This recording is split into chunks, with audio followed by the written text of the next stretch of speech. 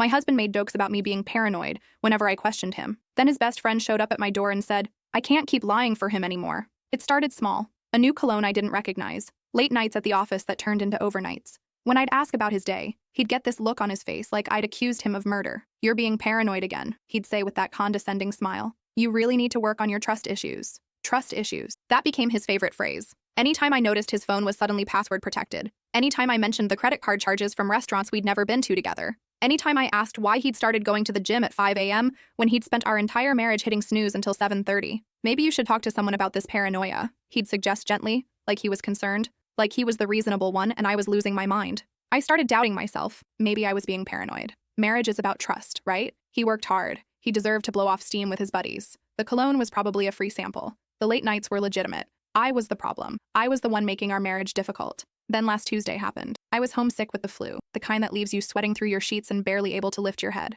My husband had left for work that morning, kissing my forehead and promising to bring home soup. Around 11 a.m., someone knocked on our door. I dragged myself out of bed, expecting a package delivery. Instead, I found my husband's best friend standing there. We'll call him Ryan. He'd been at our wedding. He was godfather to our nephew. He'd spent countless Sundays at our house watching football and eating my pot roast. He looked terrible. Dark circles under bloodshot eyes. His hands shaking as he gripped a manila envelope. I can't keep lying for him anymore, he said without even saying hello. My fever brain struggled to process his words. What? I'm so sorry, he continued, his voice cracking. I've been covering for him for 8 months. I told myself it wasn't my place to say anything, that you'd figure it out eventually, but I can't sleep anymore. I can't look at you and pretend. 8 months. The envelope felt heavy when he handed it to me. Inside were printed screenshots, text messages, photos with timestamps, hotel receipts, all organized chronologically, like he'd been building a case. Her name is Vanessa, Ryan said quietly. They met at the gym. He's been staying at her apartment on the nights he tells you he's crashing at my place after late meetings. I've been his alibi since last April. I stared at a photo dated from last week. My husband and a woman I'd never seen, holding hands at a restaurant downtown. The same night he'd texted me that he was working late on the Henderson account. There's more, Ryan said, and something in his tone made my blood run cold despite my fever. He pulled out his phone and showed me a text thread from yesterday. My husband asking Ryan to back up a story about a work trip this weekend. But the message above it made my stomach drop. Might finally do it this weekend. Tell her about V. Get this over with. He's planning to leave you, Ryan said. This weekend. He already signed a lease on an apartment with her. But here's the thing that made me drive over here. He scrolled to another message. Look at what he said about the house. The message read, don't worry, the house is in my name. She won't get shit. Lawyer says I can claim her mental health issues as grounds. Mental health issues? My paranoia wasn't paranoia at all. It was the opposite. I'd been right about everything, and he'd spent months gaslighting me, making me feel crazy, building a narrative that I was unstable, all so he could use it against me in the divorce. I stood there in my pajamas, sweating with fever, holding evidence of my husband's affair and his calculated plan to destroy me, when Ryan's phone buzzed. He looked at it, and his face went white. He knows I'm here, he said. He just texted asking where I am. He's tracking my location. My brain kicked into gear despite the fever fog. How long until he gets here? He's downtown, maybe 20 minutes in traffic. Give me your phone, I said. Ryan handed it over without question. I took photos of every single screenshot in that envelope. Then I opened his text thread with my husband and typed, at Home Depot, grabbing supplies for the deck. Be back in an hour. I hit send and handed the phone back. Go to Home Depot. Actually go there. Buy something. Whatever he's tracking, you need to be where you said you'd be. What are you going to do? I don't know yet, I admitted. But I need time to think, and I need him not to know that I know. Ryan nodded slowly. There's something else. He pulled out another piece of paper from the envelope. This is the name of his lawyer, and this is the account number for a joint account you don't know about. He's been moving money into it for 6 months. About $4,000 a month from your joint savings. Our savings account that I'd stopped checking regularly because he handled the finances. The account we were supposedly building up for a down payment on a bigger house. The money I'd contributed from my own paycheck every month. He's been stealing from me. Yes, I have all the transaction records. He asked me to help him move it. Said it was for a surprise investment. I didn't realize what he was doing until last week when he mentioned the lawyer. I felt like I was watching my entire marriage disintegrate in real time. Every moment I doubted myself. Every time I'd apologized for being suspicious. Every night I'd lain awake wondering if I was losing my mind. He'd been systematically planning to take everything from me while making sure everyone would believe I was unstable. Why are you telling me this now? I asked, Ryan's eyes filled with tears. Because my sister went through this exact thing. Her husband did the same gaslighting routine, built the same narrative about her being unstable. She lost custody of her kids because he'd been documenting every time she got upset or emotional as evidence of mental instability. By the time she realized what was happening, it was too late. I watched him destroy her in court using her own words against her. He wiped his eyes roughly. When your husband started using the same playbook, I wanted to warn you. But he's my best friend since college, and I kept telling myself I was misreading things. Then last week, he showed me the text where he was coaching Vanessa on what to say if you ever confronted her. He was teaching her how to make you look crazy. What did he tell her to say? that you'd been harassing her, that you'd shown up at her apartment making threats, that she was scared of you. Ryan's voice was bitter. He's been building a narrative where you're the dangerous one, the unstable wife who couldn't handle her husband having a normal friendship with a female colleague. None of it was true. I'd never even heard of Vanessa until 10 minutes ago, but it didn't matter. In a divorce court, with a good lawyer and a prepared narrative, those lies could become my reality. Go to Home Depot, I said again. I'll text you later on a different number. After Ryan left, I stood in my kitchen holding that envelope and shaking, not from the fever anymore. From rage. Pure crystalline rage that cut through the fog and exhaustion. I'd spent 8 months doubting myself, apologizing, trying to be a better wife, a more trusting partner. Meanwhile, my husband had been systematically destroying my credibility, stealing my money, and planning to paint me as mentally unstable. I called in sick to work for the rest of the week. Then I made a list. First, I needed my own lawyer. Not just any lawyer. I needed someone who specialized in cases involving financial manipulation and gaslighting. I spent 90 minutes researching before I found her. A woman who'd built her practice on representing women in high-conflict divorces. Her consultation fee was $500. I booked an appointment for the next day. Second, I needed to secure evidence. I took photos of every page in Ryan's envelope. Then I uploaded everything to a cloud storage account my husband didn't know about. I created backups on 2 USB drives and mailed one to my sister across the country with a note. Don't open unless I tell you to. Third, I needed to access our finances.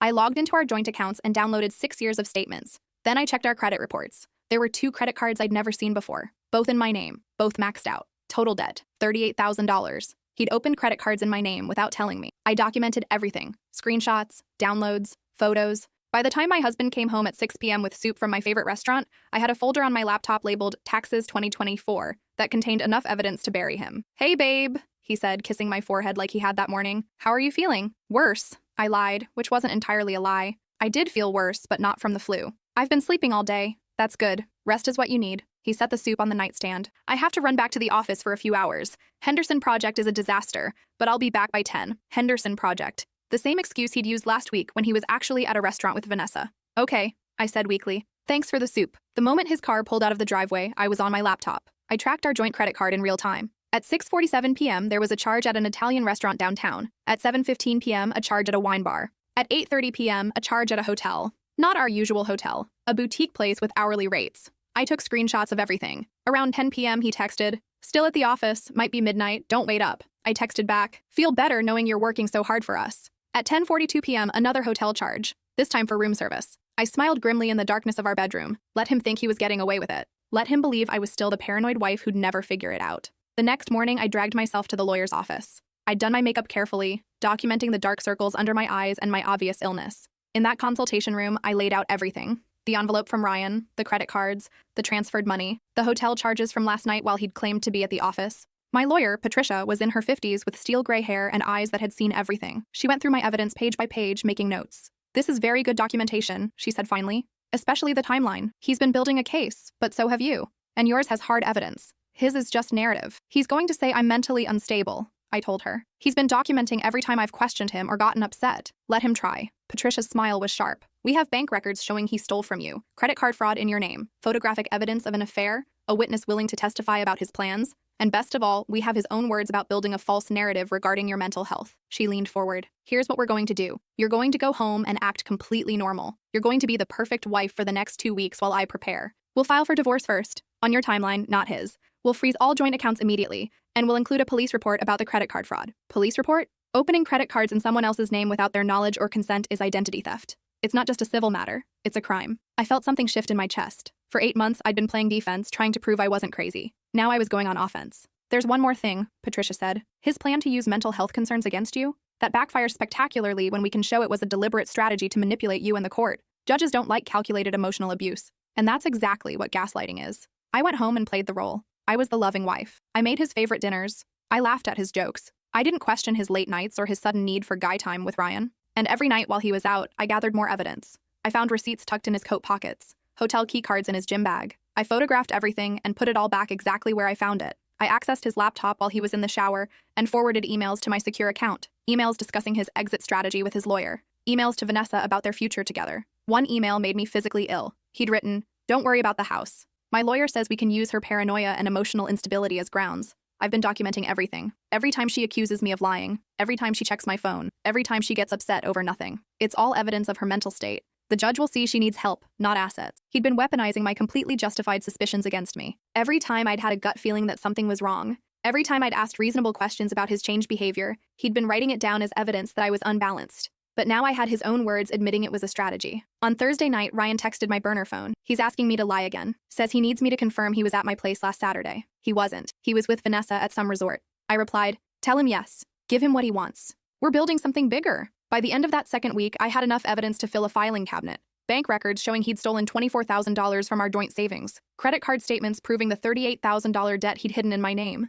Photos and receipts documenting at least 40 separate occasions he'd lied about his whereabouts. Text messages between him and Vanessa discussing me in degrading terms. Emails with his lawyer outlining his strategy to portray me as mentally unstable. And I had Ryan, who'd agreed to testify about everything. On Friday morning, exactly 2 weeks after Ryan had knocked on my door, my husband left for work like usual. At 9 a.m., Patricia filed for divorce. By 9:15 a.m., all our joint accounts were frozen pending court review. By 10 a.m., I'd filed a police report about the identity theft. At 10:30 a.m., my husband called. What the hell did you do? I filed for divorce, I said calmly. I also filed a police report about the credit cards you opened in my name. That's fraud. The police will be contacting you. The silence on the other end was deafening. Then, you're insane. You're actually insane. I knew you were sick, but I have the emails, I interrupted. The ones where you discussed using my mental instability as a legal strategy. I have the bank records showing you stole $24,000 from our joint account. I have photos of you with Vanessa from 40 different occasions. I have hotel receipts, restaurant charges, and text messages. I have Ryan's testimony about how you've been using him as an alibi for 8 months.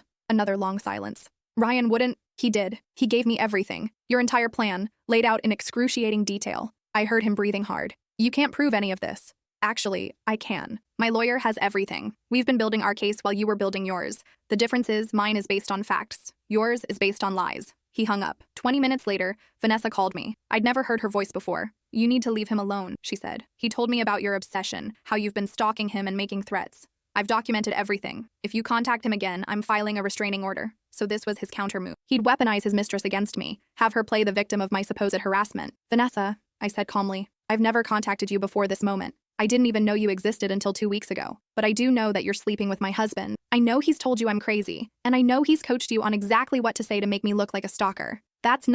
I have the text messages where he coached you. Word for word. He saved them all, probably as insurance in case you turned on him too. He thinks he's smarter than everyone, but he's just been documenting his own crimes. She hung up. That afternoon, my husband came home. I was sitting at the kitchen table with my laptop open. We need to talk, he said. I don't think we do. My lawyer will handle everything from here. His face went red. This is insane. You're throwing away our marriage over some misunderstanding. You stole $24,000 from me. You opened credit cards in my name and maxed them out. You've been having an affair for 8 months. You deliberately gaslit me to make me think I was losing my mind. All so you could use it against me in divorce court. That's not a misunderstanding. That's financial abuse, identity theft, and calculated emotional manipulation. I can explain all of that. I don't want to hear it. I spent 8 months listening to your explanations. Every single one was a lie designed to make me doubt my own sanity. He switched tactics. His face softened. Baby, please. I know I made mistakes, but we can work through this. We can go to counseling. I'll end things with Vanessa. We can start over. No, you're not thinking clearly. You're sick. You're emotional. I'm thinking more clearly than I have in months, I interrupted. And I'm done being told I'm too emotional for having normal human reactions to being lied to and betrayed. He stared at me like he was seeing me for the first time. You've changed. No, I just stopped believing your version of me. He tried everything over the next few weeks. Tears, apologies, anger, threats. He showed up at my work. He sent flowers. He had Vanessa call me crying, claiming I'd ruined her life. He got his mother to call and tell me I was tearing apart the family. He had friends reach out saying I was being too harsh, that everyone makes mistakes. But I had Patricia, and Patricia was a warrior. The weeks leading up to our first court date were brutal. My husband's lawyer filed motion after motion trying to delay proceedings. They requested psychological evaluations for me. They subpoenaed my medical records trying to find evidence of mental health treatment. They contacted my employer asking about my work performance and any disciplinary actions. Patricia shot down every attempt. They're fishing, she said. They have nothing, so they're hoping to find something. But we have documentation showing this is exactly what he planned to do. Every motion they file actually supports our case. She was right. When his lawyer requested my psychological evaluation, Patricia submitted the emails where my husband had discussed his strategy to paint me as unstable. When they tried to access my medical records, she filed a motion showing it was part of a pattern of harassment designed to intimidate me. The judge was not amused. At our first hearing, his lawyer came prepared with a thick folder documenting my concerning behavior over the past 8 months. Every time I'd questioned him about his whereabouts, every time I'd checked his phone, every time I'd gotten upset about his late nights. Patricia smiled. Your Honor, we'd like to submit our own documentation. She laid out the bank records showing systematic theft, the credit card statements proving identity fraud, the police report, the photographs and receipts proving the affair. The emails between him and his lawyer discussing their strategy to portray me as mentally unstable, and the text messages where he coached Vanessa on what to say. This isn't a case of mental instability, Patricia said. This is a case of a man who was caught and tried to cover his tracks by destroying his wife's credibility. Every instance of her concerning behavior was actually a reasonable response to genuine deception. She wasn't paranoid. She was correct. The judge looked at my husband with barely concealed disgust. Your credibility with this court is now zero. The fraud charges alone are concerning, but this systematic manipulation is something else entirely. His lawyer tried to argue that the evidence was obtained illegally. Patricia had anticipated this. Every piece of evidence was either given to my client by a third party who obtained it legally, found in the marital home which my client had every right to access, or pulled from financial accounts to which she was a legal account holder. Nothing here is inadmissible. The judge agreed. Then came Ryan's testimony. My husband's lawyer tried to discredit him, suggesting he had ulterior motives or was lying to gain something. But Ryan came prepared with his own evidence. Saved text messages going back 8 months. Calendar entries showing when he'd provided alibis. Even a recording of a phone conversation where my husband had asked him to lie about a specific date. Why did you record that conversation? The judge asked. Because by that point, I knew what he was doing was wrong, Ryan said. And I knew eventually someone was going to need proof that he'd been deliberately deceiving his wife. I recorded it to protect myself as much as to help her. My husband's lawyer tried a different angle. Isn't it true that you and the plaintiff had an inappropriate relationship? That your real motivation here is revenge because she rejected you? I watched Ryan's face turn red with anger. That's disgusting and completely false. I've been happily married for 11 years. My wife is sitting right there. He pointed to a woman in the gallery. This isn't about any relationship with the plaintiff. This is about watching my best friend destroy his wife using the exact same tactics that destroyed my sister, and deciding I couldn't be part of it anymore. The lawyer tried to push further, but the judge cut him off. Unless you have actual evidence of an improper relationship, I'd suggest you move on. This line of questioning appears to be another attempt to smear the plaintiff's character without substantiation. The turning point came when Patricia called a forensic accountant. She'd hired him to trace all the money my husband had moved. He presented a detailed analysis showing systematic transfers over 6 months, all timed to avoid detection. Money moved in amounts just under reporting thresholds. Transactions scheduled on days when I was known to be busy or out of town. This wasn't accidental, the accountant testified. This was carefully planned financial manipulation. The defendant knew exactly what he was doing and took specific steps to hide it from the plaintiff. When it was my turn to testify, my husband's lawyer went for the jugular. He asked about every time I'd questioned my husband, every time I'd checked his phone, every time I'd looked through his things. Would you say you have trust issues? He asked. No, I said calmly. I'd say I had a husband who was lying to me, and my instincts were telling me something was wrong. But you checked his phone without permission. You went through his belongings. Would you consider that normal behavior? I consider it normal behavior when someone is being lied to and trying to understand why their reality doesn't match what they're being told.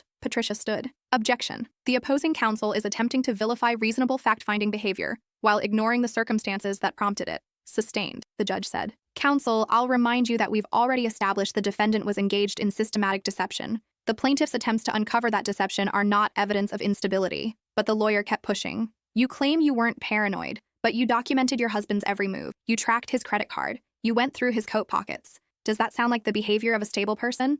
I looked at the judge. Your Honor, may I answer fully? He nodded. I documented my husband's behavior because I knew he was planning to use my reactions against me. I had evidence that he was building a case to portray me as unstable. So yes, I tracked his credit card charges, but only after I discovered he was lying about where he was. Yes, I went through his pockets, but only after I found hotel keycards that didn't match the business trips he claimed to be taking. Every action I took was in response to evidence that my husband was deceiving me. I paused. And I documented everything because I knew that in this moment, in this courtroom, someone would try to make me sound crazy for having normal human reactions to being systematically lied to. I knew he would try to weaponize my completely justified suspicions against me, so I made sure I had proof that I wasn't paranoid. I was right. The courtroom was silent. No further questions, the lawyer said quietly. When the judge issued his ruling, it was comprehensive. We got everything. The house was in his name, but he'd used marital funds to pay the mortgage and used the house as our marital residence for 6 years. The judge awarded it to me. The $24,000 he'd stolen, he had to pay it back, plus the $38,000 in credit card debt he'd fraudulently opened in my name, plus my legal fees. His lawyer tried to argue for joint custody of our assets.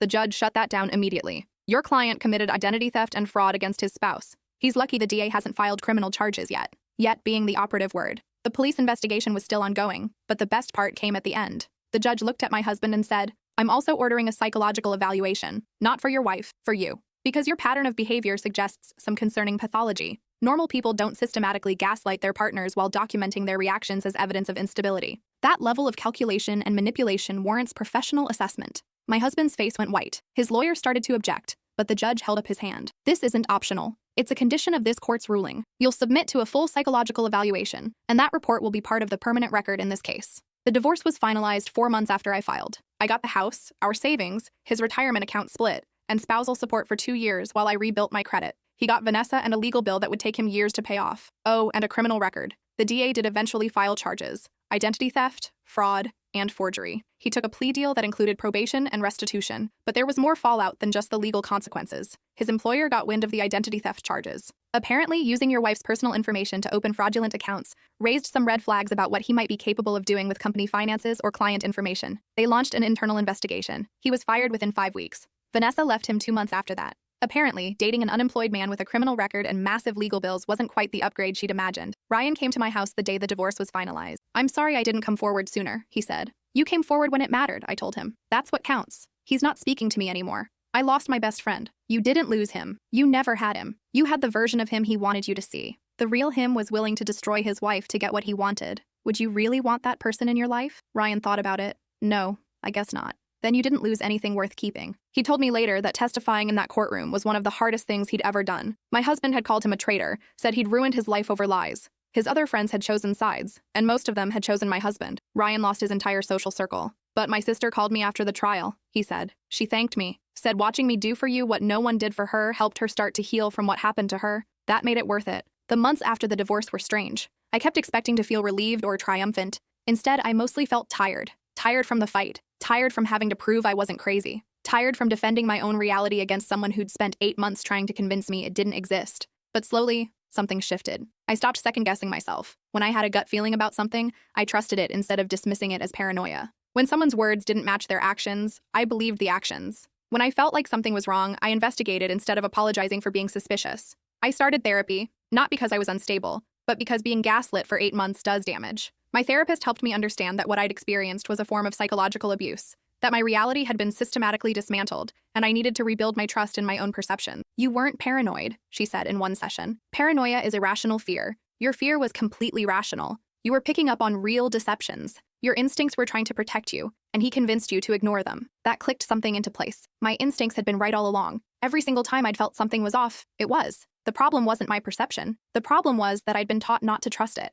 In therapy, I learned that gaslighting doesn't just make you doubt specific facts. It makes you doubt your entire ability to perceive reality correctly. My husband hadn't just lied about where he was or who he was with. He'd systematically undermined my confidence in my own judgment. Every time I'd been right, he'd convinced me I was wrong. Over time, that eroded my ability to trust myself about anything. "It's like being told you're colorblind when you're not," my therapist explained. You see red, someone insists it's blue, and eventually you start wondering if maybe your eyes don't work right. That's what he did to your entire perception system. Recovery meant relearning to trust my instincts. My therapist had me keep a journal where I'd write down my gut feelings about situations, then later document what actually happened. Over and over, my instincts were proven right. Slowly, I rebuilt confidence in my own perceptions. About 6 months after the divorce finalized, I ran into Vanessa at a coffee shop. She looked different, thinner, dark circles under her eyes. She saw me and tried to leave, but I called out to her. "Can we talk for a minute?" She turned, defensive. "I don't have anything to say to you." "That's fine, but I have something to say to you." I gestured to a table. 2 minutes, that's all." She sat down reluctantly. I pulled out my phone and showed her a screenshot.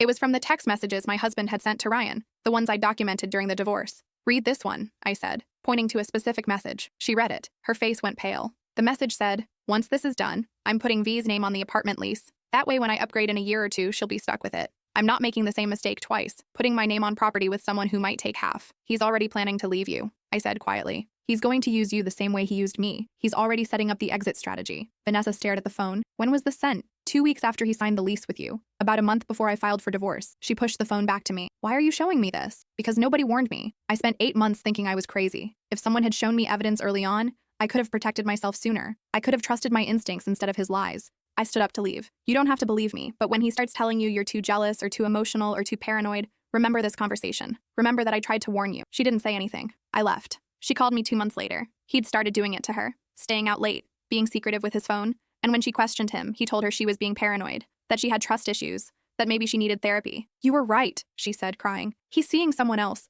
I found the hotel receipts." Part of me wanted to feel vindicated, but mostly I just felt sad. Sad that another woman was going through exactly what I had. Sad that he was doing it again. "I'm sorry," I said, and I meant it. "What should I do?" I gave her Patricia's number. "Call this lawyer. Document everything. And whatever you do, don't believe him when he tells you you're imagining things. Trust your gut." She did. And when she filed for dissolution of their cohabitation agreement 6 months later, she had enough evidence that he didn't even contest it. Patricia said it was the easiest case she'd handled all year. "He's not even trying to fight it. Patricia told me. I think your ex realized that between the criminal record, the pattern of behavior, and Vanessa having clear documentation, he'd just end up looking worse. But there was a twist. During Vanessa's case, Patricia discovered my husband had been illegally recording conversations in his apartment, trying to catch Vanessa saying things he could use against her, just like he'd tried to do with me. He never learns, Patricia said. He's using the same playbook over and over. The difference is now there's a legal record of him doing this before. That's going to follow him. I heard through mutual friends that he's now with someone else, a younger woman he met online. I wonder how long it'll take before he starts telling her she's paranoid too. How long before he starts building his exit strategy while making her feel crazy for noticing. But that's not my problem anymore. I'm rebuilding. I bought new furniture for the house, replacing everything that reminded me of him. I painted the walls colors I actually like, not the beige neutrals he insisted on. I planted a garden in the backyard and got a dog, a rescue who'd been through his own trauma and needed someone who understood what it felt like to recover. The dog, I named him Murphy, had been returned to the shelter twice. Anxiety issues, they told me. He's skittish around men and doesn't trust easily. I took him home that day. We understood each other, Murphy and I. We were both learning that not everyone who seems safe actually is, and that taking time to trust again isn't a character flaw. I reconnected with friends I'd drifted away from during the marriage. They told me they'd noticed changes in me, how I'd become more apologetic, more hesitant, always checking to make sure I wasn't being too much or too emotional. They'd watched me shrink over the years and hadn't known how to help. You're different now, my best friend told me over drinks. You're more yourself. She was right. I was myself again. Not the paranoid, unstable version my husband had tried to create. Not the doubting, apologetic version I'd become while trying to save a marriage that was already dead. Just me, trusting my instincts, believing my perceptions, standing firm in my own reality. My therapist says I'm a textbook case of post-traumatic growth, that I took something devastating and used it to become stronger. I don't know about that. Mostly I just feel like I survived something that tried to destroy me, and I'm grateful to still be standing. But there are moments. Moments when someone questions my perception of events or tells me I'm being too sensitive. Moments when I feel that old doubt creeping in, wondering if maybe I'm overreacting or imagining things. And in those moments, I remember Ryan standing at my door with that envelope. I remember the look on my husband's face when he realized his entire plan had been documented and exposed. I remember the judge saying my reactions were reasonable given the circumstances. I remember that I wasn't paranoid. I was right. And I trust myself now, completely. Because I learned the hard way that my instincts are worth more than someone else's lies, no matter how convincing they try to be. Sometimes I wonder what would have happened if Ryan hadn't come forward, if he'd kept lying for my husband for another month or two, if I'd walked into that divorce completely blind, with no evidence, no documentation, no proof, just his word against mine, and 8 months of him building a narrative that I was unstable. I probably would have lost everything. The house, the savings, my credibility, maybe even my sanity. But he did come forward, and that made all the difference. Last week, Ryan called me. I need to tell you something, he said. That morning I came to your house, I'd been up all night fighting with myself about it. I almost didn't come. I thought about turning the car around 10 times. What made you go through with it? I remembered my sister, how she lost her kids because she couldn't prove what her husband had been doing to her, how she spent years in court trying to get them back, how she still flinches when someone raises their voice. I couldn't watch it happen again. I couldn't be part of it. His voice cracked. And I realized that if I didn't tell you, I'd be just as guilty as him. Maybe not of the affair or the theft, but of letting it happen when I could have stopped it. Thank you, I said. You saved my life. No, you saved your own life. I just gave you the ammunition. You're the one who had the guts to fight back. You're the one who documented everything and built the case. You're the one who stood in that courtroom and didn't let them make you doubt yourself. All I did was show up with some papers. Maybe he was right. Maybe I did save myself. But I wouldn't have known what I was fighting without that manila envelope, without someone willing to break rank and tell the truth. Now I make it a point to listen when people tell me they feel like something's wrong in their relationships. I don't dismiss them or tell them they're being paranoid. I don't suggest they need to trust more or work on their insecurities. I ask questions. I listen. And if their gut is telling them something's wrong, I tell them that's probably worth paying attention to. Because paranoia and intuition look the same from the outside. The difference is evidence. And sometimes you need someone to hand you that evidence before you can trust yourself enough to act on what you already know. My husband used to joke that I was paranoid. He was wrong. I was just married to a liar who was good at making me doubt myself. And the moment I stopped doubting myself, his whole house of cards collapsed. These days, when someone tells me I'm being too suspicious or too sensitive or too emotional, I smile and think about that envelope. I think about the judge's face when he saw the evidence. I think about my husband's lawyer scrambling to explain away the bank records and the text messages and the documented lies. And then I trust myself anyway, because I know what happens when I don't. And I'm never going back there again. The house is mine now. Murphy is curled up at my feet. The garden is blooming with vegetables I actually like, not the tomatoes my husband insisted on planting even though I'm allergic. And when someone knocks on my door these days, I answer it without fear, because the worst thing that could happen already did. And I survived it. More than survived it. I won. Not because I destroyed my husband or got revenge or came out ahead financially, though all those things happened. I won because I reclaimed my reality. I won because I stopped letting someone else define my sanity. I won because I learned to trust the voice inside me that says something's wrong here, and to investigate instead of apologize. That's the real victory. Not the house or the money or the judge's ruling. The victory is standing in my own truth and knowing it's solid. Knowing that when the ground shakes, it's because something external is happening, not because my perception is faulty. I'm not paranoid. I never was. I was just paying attention. And that, it turns out, was exactly what I needed to be doing all along. There's one more thing that happened that I haven't mentioned. About a year after the divorce finalized, I got a letter. It was from the therapist who'd conducted my husband's court-ordered psychological evaluation. Normally, those reports are confidential, but he wanted to reach out. "I wanted you to know," he wrote, "that in 22 years of practice, I've rarely seen such a clear case of narcissistic personality disorder with antisocial features. Your ex-husband showed no genuine remorse for his actions. He viewed them entirely through the lens of what he'd lost, not the harm he'd caused. When I asked him about your reaction to discovering the affair, he became angry that you'd overreacted, rather than showing any understanding of why you were hurt." The letter continued, "I'm reaching out because I believe you should know this isn't about you. Nothing you did or didn't do would have changed the outcome. People like your ex-husband operate with a different moral framework. They view relationships as transactions where the goal is to come out ahead. The gaslighting, the financial manipulation, the strategic planning, those aren't crimes of passion or mistakes made in weakness. They're calculated behaviors from someone who genuinely doesn't process empathy the way most people do." He ended with, "You didn't just win a divorce case. You escaped something dangerous. I hope you're proud of yourself for that." I kept that letter. On the hard days, when I wonder if maybe I overreacted or made too big a deal out of everything, I read it. And I remember that I didn't imagine any of it. It was all real. And getting out was the best decision I ever made. Now, when I meet new people and they ask about my ex-husband, I don't sugarcoat it. I tell them exactly what happened, not for sympathy, but because I learned that silence protects abusers. The more we talk about gaslighting, financial abuse, and emotional manipulation, the more people recognize it when it's happening to them. I've had at least 5 women reach out to me after hearing my story, saying they're going through something similar. I always tell them the same thing: trust your instincts, document everything, and find a good lawyer. And I always tell them they're not crazy, because that's what gaslighting does. It makes you feel crazy. It makes you doubt the evidence of your own eyes. It makes you apologize for having normal human reactions to abnormal situations, but you're not crazy. You're just being lied to. And once you accept that, once you really internalize it, everything becomes clear. The confusion lifts, the self-doubt fades, and you can finally see the situation for what it actually is. That's my life now, clear-eyed, grounded in my own reality, trusting my instincts instead of someone else's convenient narrative, and I've never been happier.